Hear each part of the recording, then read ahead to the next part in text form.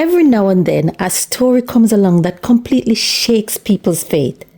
Not just individuals, but the very institution that they believe in. Today, we're diving into one of those stories. What happened when a spiritual leader, a man trusted by thousands, is accused of something so shocking? It makes people question everything that they thought they knew. Good afternoon, welcome and welcome back. If this is your first time, my name is Joy. And on this channel, we share real stories, lived experiences of immigrants living in the diaspora. We share stories to inform you so we can learn from other people's mistakes. So if that sounds like something you're interested in, please subscribe to my channel. I would love to have your company. And don't forget to turn on that notification so you won't miss my next post. With all that said, let's dive into this story. What this US-based Nigerian pastor has done has left people across the world in complete disbelief. Some people are confused. Some even hungry, heartbroken. This man wasn't just any pastor. He was a man seen as a moral compass. People turned to him for spiritual guidance, for wisdom, for moral clarity. Whenever he speaks, people listen. That's how much they hold him in high regards. But now, some of those same people are struggling to come to terms with what they're hearing. So this pastor, as I said, is a Nigerian man. He was based in South Africa.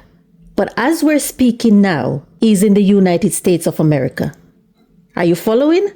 This story is a real story, and this was told by none other than the wife of the General Overseer of the Redeemed Christian Church of God, Pastor Folu Odiboye. She said she went to a parish in Cape Town in South Africa for a mission.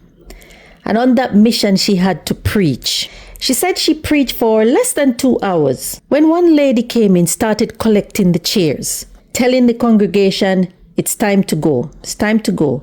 The lady then turned to Pastor Folu and said, Madam, your time is up. She said, what do you mean my time is up? I've been here for less than 2 hours. She said, yes, that is what you've paid for. Pastor Folu was shocked. She couldn't believe that the church wanted her to preach but only gave her 2 hours. So she asked to speak to the pastor. Pastor Foley was not happy about that, so she spoke to the pastor. This man, he was the head of that church at the time. And he said, yes, madam. She wasn't happy, but there was nothing she could do. So she said, okay, but this cannot continue to happen. What is the solution going forward? That is all we could afford, 2 hours. Everything is so expensive. It costs a lot of money. So 2 hours is all we could afford. The pastor said, well, the best solution would be to buy a plot of land so we can build a church, so we can have our own permanent building. It is not cheap, but we can try and raise that money by going into the transport tourism business, because tourism is becoming very popular in South Africa. And we can use the funds raised from that transport building to buy a plot of land so we can build a permanent church there. Pastor Foley said she loved the idea. It was sold to her and it sounds like a good idea. She loved the idea. She said she didn't need to think twice about it because she wanted the church to thrive. She wanted to be able to come back and to preach without those restrictions. And she wants the church to be independent. So she didn't have to think twice about the idea. She was really interested in the idea. So she said to the pastor, how much would it cost for this to happen? The pastor said, it's not cheapo. It will cost $8,000 to get started. We can use that to buy the tourism transport and start that, and the funds raised from that, we use it to buy a plot of land. She said, okay, that's not too bad. That's achievable. So as soon as she flew back to Nigeria, she transferred the $8,000 to pastor. This pastor is originally from Nigeria, But then he was based in South Africa as head of this church. Pastor Foley said he is from Ekiti in Nigeria. What Pastor Foley and the wife of the pastor didn't know was that this pastor was hiding a very dark secret. He was living with a secret that only him knew about. He had other plans. This pastor and his wife seemed like the perfect couple. Happy, loving, fulfilled couple. As we're speaking, this moment, the wife is having a mental breakdown. She's receiving treatment for mental health problems. She's literally going mad because she cannot believe what her husband has done. The man that she herself held in high regards. The pastor that the young people in his church aspire to be like. His congregation loved him. What they didn't know was that this pastor, the secret he was holding was that he was dating another woman in the United States. So he was talking to another woman online. And that woman lived in the United States. He was telling her he's a single man, how much he's in love with her, and how much he can't wait to spend the rest of his life with her. All the things that you say when you think you're in love or when you're lying. So Pastor collected the $8,000. Weeks passed and Pastor Follow didn't hear anything. So she decided to call Pastor. He said, "Oh, hello, Pastor. Oh, how is everything? How is the business going?" Pastor said, "Oh, business is going well. Now we're looking for land.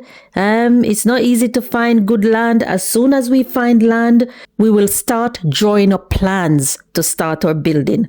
Pastor was lying through his teeth, but they didn't know that. Pastor Foley didn't know that what this pastor was doing was buying time.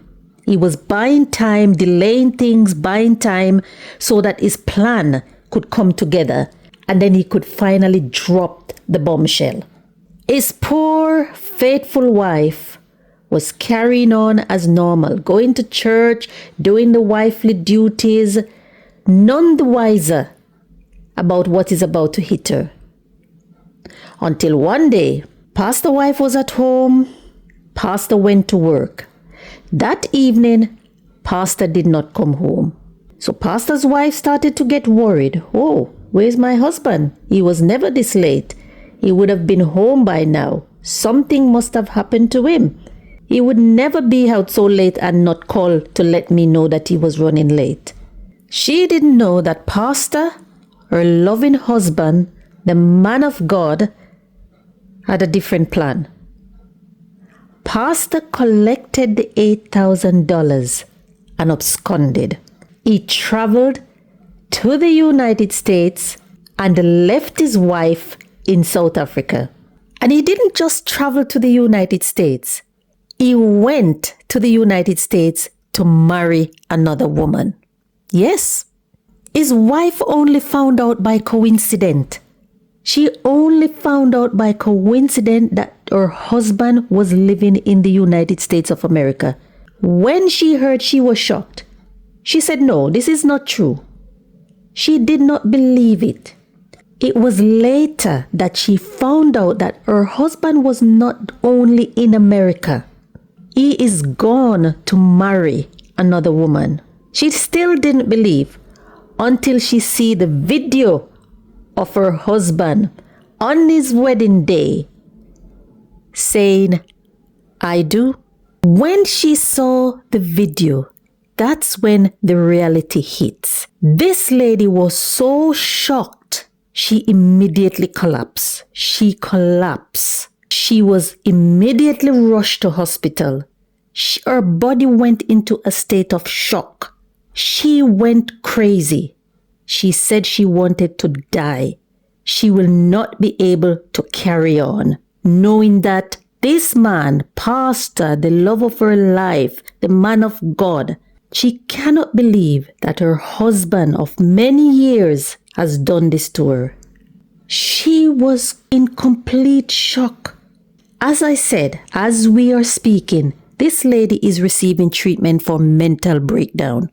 For mental breakdown. What are your views about this story? Does this change how you see pastors?